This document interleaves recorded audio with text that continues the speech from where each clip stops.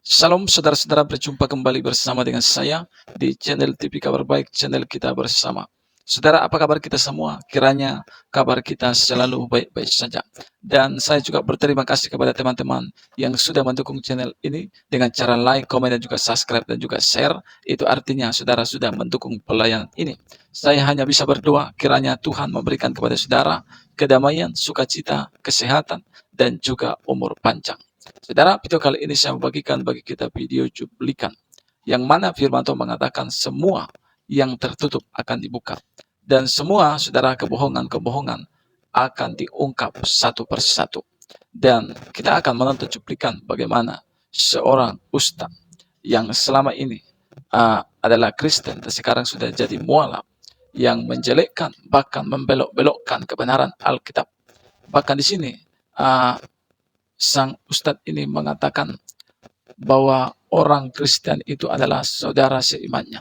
Dan kita akan mendengar apa yang dikatakan oleh Didit Yuli, bagaimana orang ini seperti Judas. Ya, memang dia mencium Yesus, tetapi sungguhnya dia mengkhianati Yesus. Dan saya sangat setuju dengan apa yang dikatakannya. Oleh karena itu, saudara, tanpa berlama-lama kita simak langsung cuplikan berikut ini. Ustaz, 1 menit kasih pendapat tentang Elia. Baik, bismillah. Fenomena. Ya. Pembukaan kebodohan kepada publik. Wish. Tidak tahu apa-apa. Wish. Tidak pernah menampilkan data. Ya. Tidak jelas dia siapa. Bertobatlah. Tapi fenomenal dia. Ya, fenomena. Ya. Karena zaman sekarang ini orang ingin yang begitu. Yang kacau balau ditampilkan. Fenomena lah. Tidak pernah menampilkan data. Tidak punya pengetahuan mendasar yang kuat. Tidak pernah punya pemahaman tentang teologi, historikal, maupun biblikal. Nol. Semua. Tapi viral. Kenapa? Modalnya berani saja. Jemaat saudaraku sayang Kristen Katolik, kembali ke Anda. Apakah Anda bisa berpikir tentang hal itu? Bertobatlah karena kerajaan surga sudah dekat. Allahu Akbar. Tuh kan, justru apa yang disampaikan oleh Ustadz Kainama ini tertuju pada dirinya sendiri. Yang pertama, dia tadi mengatakan melakukan pembodohan publik. Ini sih menurut saya Ustadz Kainama juaranya. Kenapa? Karena dia selalu menafsirkan Alkitab serampangan seenak udelnya sendiri, ya. Contoh mengenai jarak Nabi Yesaya dengan Muhammad. Kata dia itu jaraknya 600 tahun. Kata dia loh. Dia sendiri yang ngomong. Nih bukti videonya. Begini. Ketika dikatakan ummi tidak dapat membaca, itu yang seperti tertulis di dalam kitab Yesaya pasal 29 nomor ayat 12. Sekali lagi, kitab Yesaya pasal 29 ayat 12. Di situ dikatakan bahwa ketika kitab itu dibukakan dan malaikat itu berkata kepada seseorang pria itu, "Bacalah, Iqra." Lalu laki-laki itu menjawab, "Aku tidak dapat membaca." Bukan masalah baca dan tulis secara hurufiah manusia, tapi sejak 600 tahun sebelum Rasulullah lahir dikatakan bahwa tidak bisa membaca adalah kitab yang dari Allah. Yesaya spasi 29 tanda bagi 12. Tanda bagi itu titik 2. Titik 2 ya, titik 2. Yesaya spasi 29 titik 2 12. Nggak usah pakai pasal ya. Nah, Boleh baca dulu. berarti itu nubuatan untuk Nabi Muhammad. Ya, mari kita baca. Oke. Itu 600 tahun sebelum Rasulullah lahir. Nah, Silakan. sebentar, Ustaz. Izin. Nanti mikrofonnya bisa dipindah ke mana-mana, Ustaz. Masya Allah. Silakan baca. Silakan dibaca.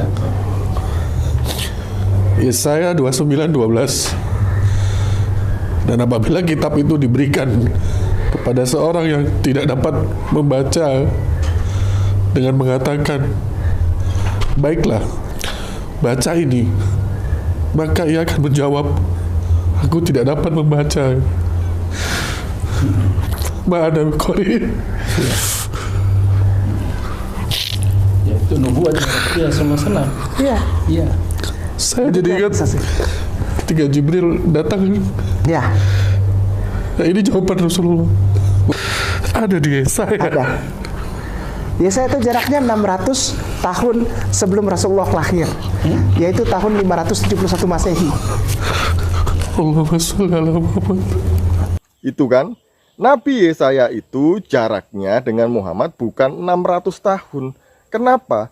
Karena Nabi Yesaya hidup antara tahun 800 sampai 700 sebelum Masehi. Jadi jaraknya itu sekitar 1300 sampai 1400 tahun, bukan 600 tahun. Lah kayak gini, kok bilang Elia Miron ini tidak tahu apa-apa, tidak tahu historikal maupun biblikal. Emang dia tahu? Apa yang dia tahu? Wong mengenai Alkitab saja dia tidak tahu apa-apa. Lagian pemahaman biblikal, historikal mengenai Alkitab justru Elia Miron ini lebih baik ya. Meskipun saya bukan penggemarnya Elia Miron, bukan pengikutnya. Saya pernah mendengarkan ya apa yang dia sampaikan di YouTube. Itu lebih baik dibandingkan Ustadz Kainama. Lah kok berani-beraninya Ustadz Kainama mengatakan bahwa Elia Miron ini tidak tahu apa-apa. Ya dia ini yang tidak tahu apa-apa. Kalah jauh lah ya dibanding dengan Elia Miron. Pemahaman tentang Alkitabnya bolehlah, historikalnya juga boleh.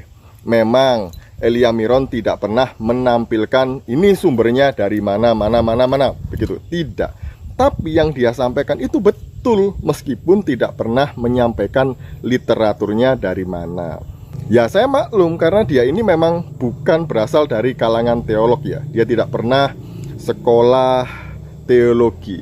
Tapi apa yang dia sampaikan ya baik, meskipun saya juga melihat ada kekurangan dari apa yang dia ajarkan itu. Selebihnya menurut saya itu jauh lebih baik dibandingkan dengan Ustadz Kainama ini. Saya ini sebenarnya risih, geli dengar Ustadz Kainama ngomong saudaraku Kristen Katolik ini ya. Karena ini mirip Yudas ketika dia mencium Yesus tapi sebenarnya dia menjualnya. Itu sih menurut saya. Nggak layak dia bilang saudaraku Kristen Katolik gitu ya. Karena sebenarnya dia tidak melakukan itu dengan sepenuh hatinya. Hanya lip service aja supaya kelihatan bahwa dia ini mengasihi orang Kristen, orang Katolik, padahal ya tidak. Sekian dari saya. Semoga Ustadz Kainama yang tidak tahu apa-apa ini tidak lupa berkaca. Saudara, itulah dia cuplikan yang baru saja kita tonton. Video cuplikan tadi. Bagaimana yang pertama, dia mengatakan bahwa apa yang disampaikan Elia Miron itu semuanya bohong, ya kira-kira seperti tanpa data yang jelas. Dan kita melihat bagaimana sang Ustadz ini menjelek-jelekkan Elia Miron dengan mengatakan dia bohong, tidak punya data yang jelas. Itu katanya. Dan saudara, berkati Tuhan kita bisa menilai setiap perkataan oleh Elia Miron bahwa itu sesuai dengan Alkitab dan sejarah. Dan apa yang disampaikannya adalah sesuatu fakta yang benar-benar terjadi. Dan saya percaya setan di akhir zaman ini banyak yang tidak suka mendengar kebenaran-kebenaran sejarah, apalagi berkaitan tentang Yesus Kristus. Ya. Yang kedua, kita sudah tahu bagaimana sang Ustadz ini adalah seorang mualaf. Dan dulu dia Kristen, sekarang dia tidak lagi ada di dalam agama itu. Ya tentunya ya dia pasti membela agama yang sekarang. Itu yang menjadi kenyataannya. Yang kedua, bagaimana dia mengatakan bahwa saudara orang Kristen Katolik, dia mengatakan selalu saudaraku yang terkasih.